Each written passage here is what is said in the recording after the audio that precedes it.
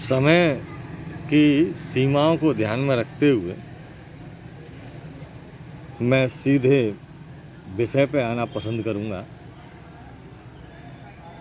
सभी छात्र ध्यान दें, कक्षा 11 में जो प्रथम अध्याय है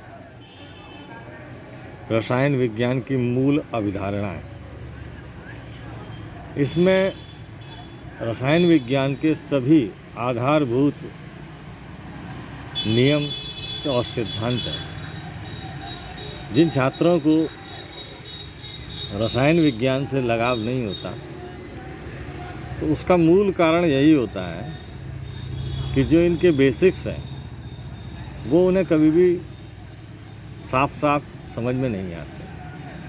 अतः मैं अनुरोध करूंगा कि इन बेसिक्स की ओर आप अपना पूरा ध्यान रखें।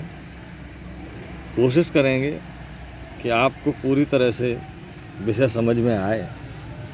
फिर भी अगर आपकी कुछ जिज्ञासाएं रह जाएंगी तो जैसे भी आपके व्हाट्सएप के माध्यम से हमारे पास प्रश्न पहुंचेंगे, जिज्ञासाएं पहुंचेंगे, कोशिश करेंगे मैं स्वयं और मेरे सभी वरिष्ठ साथी, जैसे हमारे वरिष्ठ प्रवक्ता अरविंद शर्मा जी और स्वयं रसायन विज्ञान के हमारे प्रधानाचार्य विनोद कुमार जी, सबकी मदद से हम आपकी जिज्ञासाओं को, आपके प्रश्नों को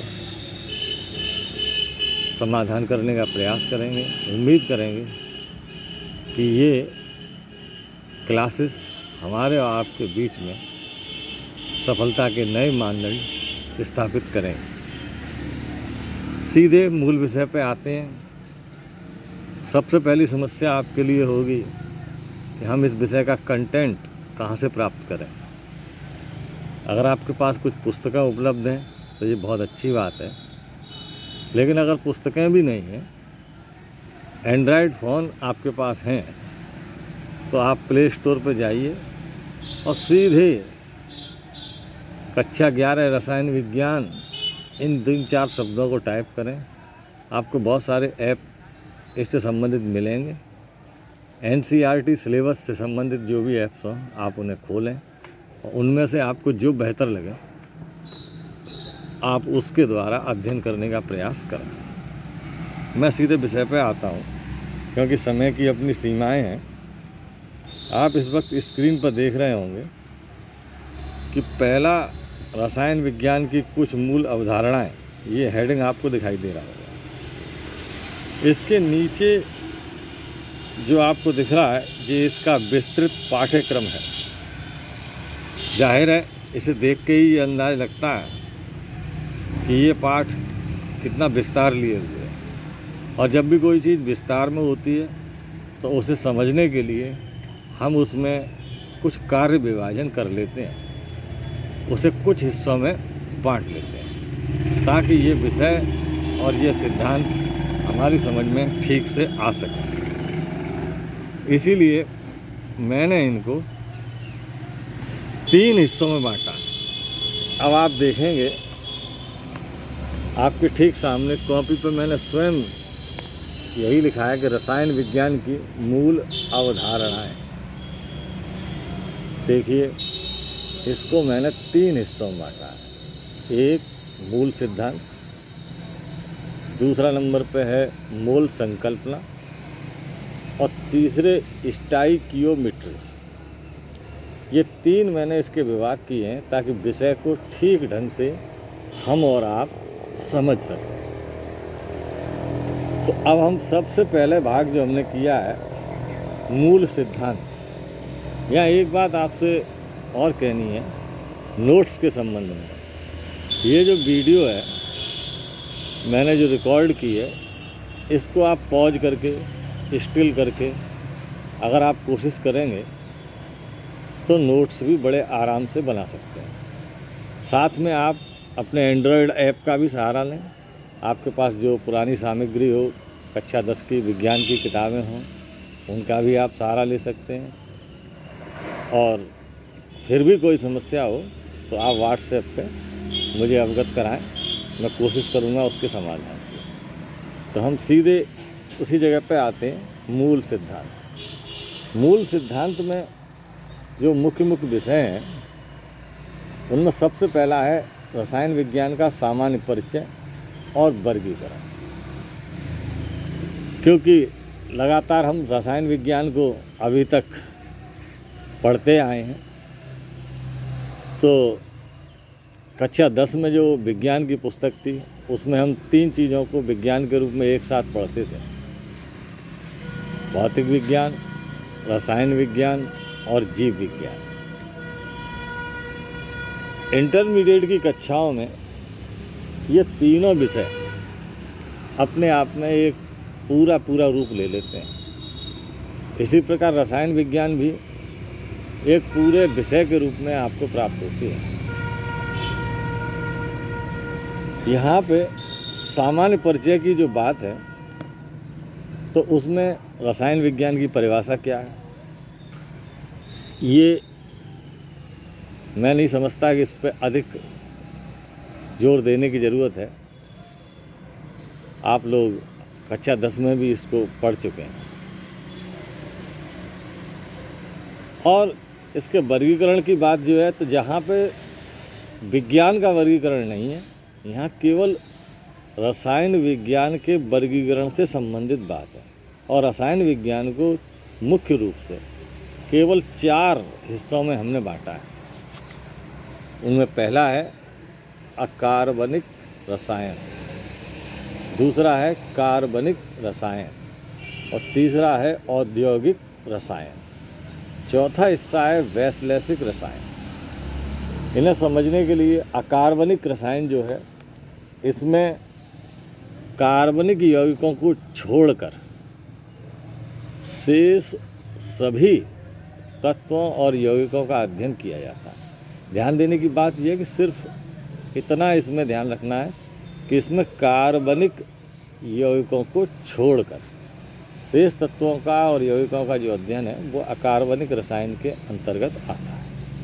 दूसरा भाग जो है इसका, वो है कार्बनिक रसायन। नाम से ही स्पष्ट है कि इसमें कार्बन और उसके यौगिकों का अध्ययन किया जाता है। शेष यौगिक इसमें नहीं आते।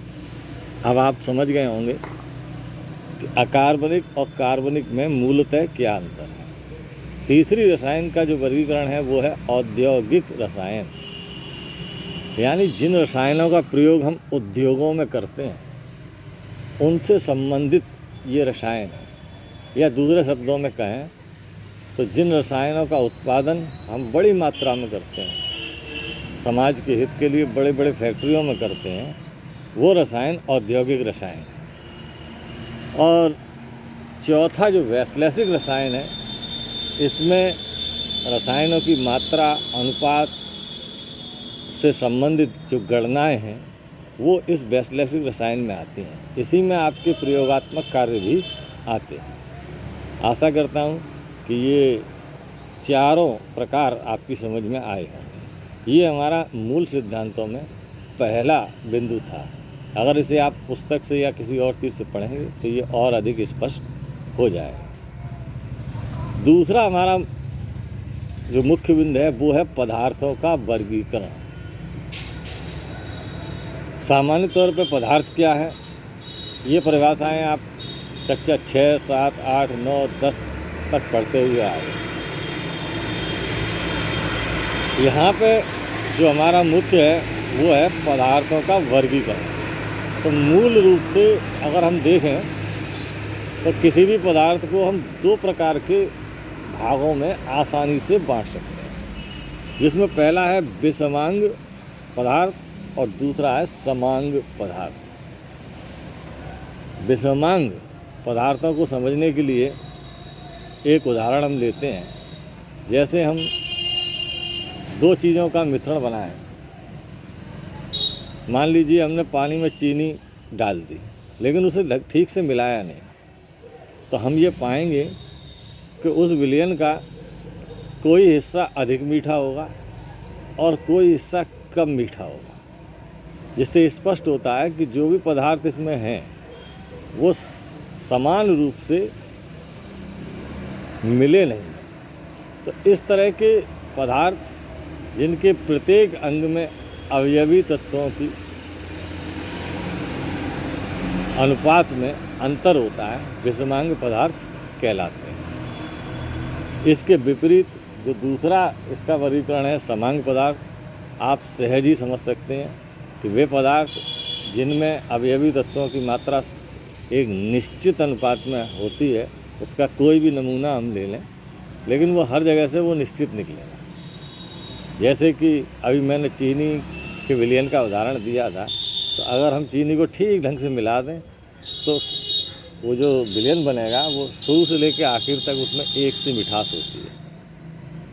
तो इस तरह के विलयन जिनका प्रत्येक हिस्सा निश्चित अनुपात में मिलाए गए पदार्थों से बना होता है, समांग पदार्थ कहलाते हैं। अब समांग पदार्थों में भी हम दो प्रकार से वर्गीकरण करते हैं पदार्थ की प्रकृति को देखते हुए, जिनमें पहला है विलयन और दूसरा है शुद्ध पदार्थ। विलयन जिसमें कि एक तो विलायक होता है और एक विलेय, जैसा कि चीनी वाला उदाहरण आपको दिया गया था। ये सब जो समांग हो वो विलयन में आएंगे। और पदार्थों के रूप में जो शुद्ध पदार्थ होंगे उनमें तत्व और यौगिक के दो हिस्से किए जाते हैं। ध्यान देने की बात यह है कि चाहे विलयन हो या शुद्ध पदार्थ हो, ये दोनों ही समांग पदार्थों का उदाहरण हैं। अब शुद्ध पदार्थों में आपको दो हिस्से मिलेंगे, तत्व और यौगिक। इनकी परिभाषाएं आप जानते हैं। तत्व जिसमें कोई दूसरी चीज़ मिली नहीं होती, जो शुद्ध होता है, जो हमारी जैसे हाइड्रोजन, क्लोरीन, ब्रोमीन, आयोडीन, इस तरह के जो तत्व हैं, ये सब तत्व हैं, इनमें दूसरी कोई चीज़ नहीं। और यौगिक जो किन्हीं दो तत्वों के किसी निश्चित अनुपात में एक प्रक्रिया द्वारा बनाए जाते हैं और उनका अपना अलग संगठन होता है, वे सब यौगिक कहलाते हैं, जिनमें दो या दो से अधिक पदार्थ हो सकते हैं। तो इस तरह से जो हमने पदार्थों का वर्गीकरण किया, उसमें सबसे पहले दो हिस्सों में बांटा, विषमांग पदार्थ और समांग पदार्थ। और समांग पदार्थों को फिर पुनः हमने दो हिस्सों में बांटा, विलयन और शुद्ध पदार्थ में। इसके बाद फिर शुद्ध पदार्थ जो थे उनको भी दो हिस्सों में बांटा, वो थे आपके तत्व और यौगिक। अगला बिंदु भौतिक और रासायनिक परिवर्तन के रूप में हमारे सामने आता है। कक्षा 10 में इसको बहुत विस्तार से समझाया जाता है। फिर भी यहाँ आपकी जानकारी के लिए भौतिक परिवर्तन कौन से होते हैं? वे परिवर्तन जो किसी कारण के उत्पन्न होने से परिवर्तित तो हो जाते हैं, लेकिन उस कारण को हटाते ही पुनः अपने प्रारंभिक रूप में या प्रारंभिक अवस्था में आ जाते हैं, भौतिक परिवर्तन कहलाते हैं। यानी वे परिवर्तन जो अस्थायी होते हैं, वो सारे परिवर्तन भौतिक परिवर्तन में आते हैं। जैसे बल्ब का जलना, बटन से ऑन किया, वो जल गया तो उसकी स्थिति परिवर्तित हो गई, वो प्रकाश देने लगा। लेकिन जैसे ही आप उसे ऑफ करते हैं, वो अपनी पुरानी स्थिति में पहुंच जाता है। तो इस प्रकार के परिवर्तन जो अस्थायी होते हैं और कारण को हटा लेने से पुनः अपनी प्रारंभिक अवस्था में आ जाते हैं, भौतिक परिवर्तन कहलाते हैं। दूसरे प्रकार के परिवर्तन रासायनिक परिवर्तन है। रासायनिक परिवर्तन वे परिवर्तन हैं जो पुनः अपनी प्रारंभिक अवस्था में नहीं पहुंच सकते। जैसे दूध से दही बनना, ये रासायनिक परिवर्तन है। दही से आप दूध नहीं बना सकते। उम्मीद है आप इनके बेसिक्स को समझ गए होंगे कि वे परिवर्तन जिनमें कारण हटा लेने से प्रारंभिक अवस्था प्राप्त हो जाए, यानी जो अस्थायी होते हैं, वे भौतिक परिवर्तन। और वे परिवर्तन जो अपनी प्रारंभिक अवस्था को पुनः प्राप्त नहीं कर पाते, रासायनिक परिवर्तन होते हैं। आज के लिए, क्योंकि आज पहला दिन है, मैं यहीं पे विराम लेता हूँ और कल इसी जगह से हम लोग फिर आगे बढ़ेंगे। उम्मीद है आप लोगों का हमें पूरा सहयोग मिलेगा। आप अपने अन्य साथियों को भी इस समूह से जोड़ने की पूरा कोशिश करेंगे। धन्यवाद।